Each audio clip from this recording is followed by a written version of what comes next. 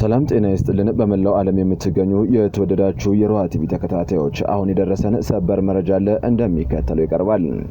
የኢትዮጵያ መንግስትና ህወሃት ዘላቂ ግጭት የማቆም ስምምነት ላይ መድረሳቸው ተነገረ። በደቡብ አፍሪካ ለቀናት ድርድር ላይ ተቀምጠው የሰነበቱት የፌደራል መንግስቱና ህወሃት በዘላቂነት ግጭት ለማቆም ከስምምነት ላይ ደርሰዋል። ይህ የተገለጸው ሁለቱ ኃይሎች በደቡብ አፍሪካ ሲያደርጉት የነበረው የሰላም ንግግር ውጤት በተገለጸበት በዛሬው ዕለት ነው። የፌደራሉ መንግስትና የህወሃትን የሰላም ንግግር ይዘት የቀድሞ የናይጄሪያ ፕሬዝዳንት ኦሉሴጉን ኦባሳንጆ እየገለጹ ይገኛሉ።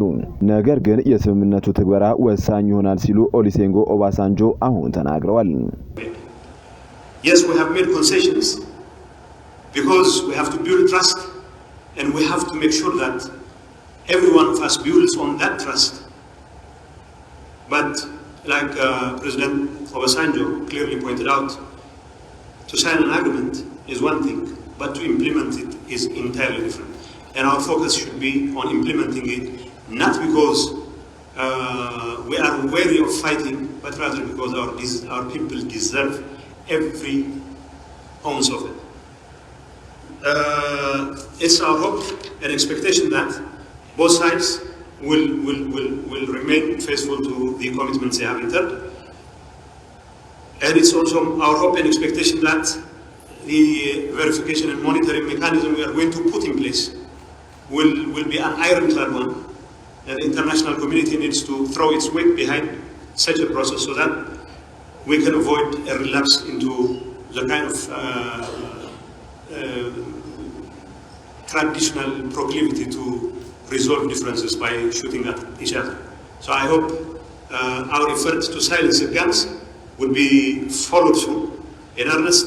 And our people deserve all the peace in the world, and we need to rebuild communities which have already been shattered as a result of such a bloody war that has continued for the last 2 years and still continues.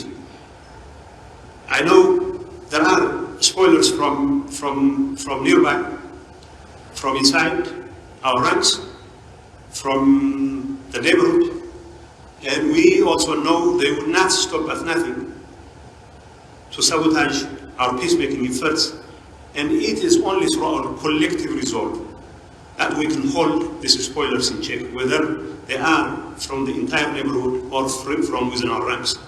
We have to tell them that there is no substitute for peace, that our people deserve all the peace in the world. All our mothers and sisters and our children deserve all the peace in the world. And for us, we are ready to do everything to make sure that no international cooperation in foreign affairs of South Africa, excellencies, partners, brothers and sisters. I would like to thank the AU and the AU high-level panel for having conducted a successful negotiation the last 10 days. Obviously, the last 10 days were not a particularly exciting experience in the sense that there was so much haggling over what would otherwise be considered trivial issues. But ultimately, the fact that we have reached a point where we have now signed an agreement speaks volumes about the readiness on the part of the two sides to lay the past behind them and to chart a new path of peace development. Making peace obviously has proved more difficult and more intractable and elusive than presiding over the killing and destruction, the killing of women and children and destruction of property.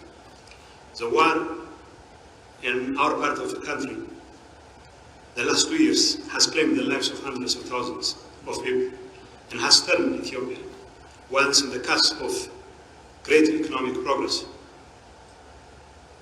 into a bad parody of itself and caused tremendous suffering to the people of the country.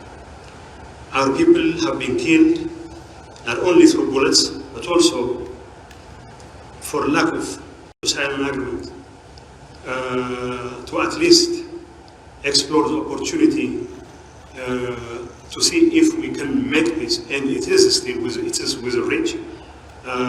It will come as a relief not only to the people of Tigray, but also to the entire Ethiopian population. And I hope, it's my hope and expectation that the two parties will continue to honor their commitment and redouble their efforts to make sure that the agreement they have signed is implemented and in a manner that satisfies the interest of our people. As you know, the humanitarian crisis has been particularly dire, and the fighting in the last 70 days has claimed for more lives. As we are here ready to sign an agreement, thousands of combatants from both sides, as well as civilians, are losing their lives.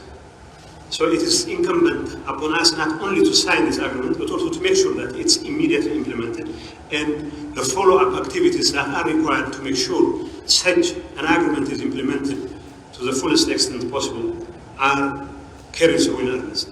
And on our part, we are ready to do everything in our capacity to expedite the implementation of this agreement, and it's our hope and expectation that our brothers from Addis Ababa will do the same.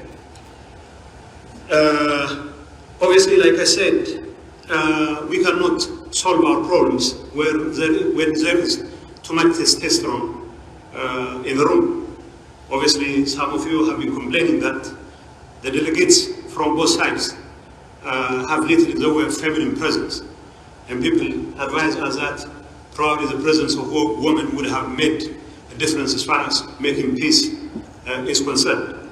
So when there is too much testosterone, and when there is too much willingness on the part of the two sides to fight till the hell freezes over, it is the children and the women who find themselves at the receiving end of the suffering.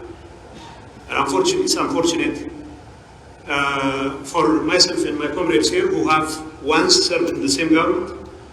It took traveling all the way to South Africa. I'm not complaining that I traveled to South Africa. I have always loved being in South Africa, but it is quite tragic. It took a haggling of several months for us to come together and explore an opportunity for peace. Now that Chief Obasanjo, President Kenyatta,